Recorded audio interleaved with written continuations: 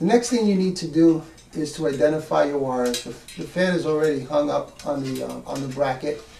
You can identify the wires. Of course, white, as I said previously, is your neutral. Black is your hot.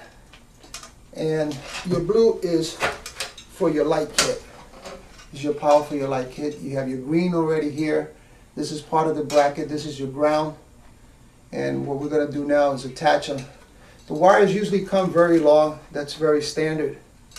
That's in case you want to hang your ceiling fan with a long down rod. You know, some of them go up to like 3 feet. I guess this one's approximately about 3 feet, maybe even 4 feet long. But we don't need that much, so what we're going to do is we're going to cut it. And I'll probably cut it and I'll leave maybe about 10 inches to a foot.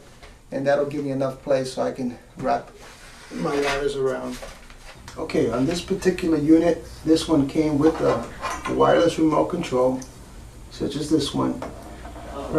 Primarily, you have your input, your AC input. You have your black, which is your hot, and you have your white, which is your neutral. And this is what we're going to connect to the house wiring. This other one here, the other three that are on the output side, is your hot, your white for your neutral, and your blue. As you see, I already connected the blue and blue together, the white and white. Now I'm going to connect the black and black. And these wires here go to your fan. These are the ones that control your fan.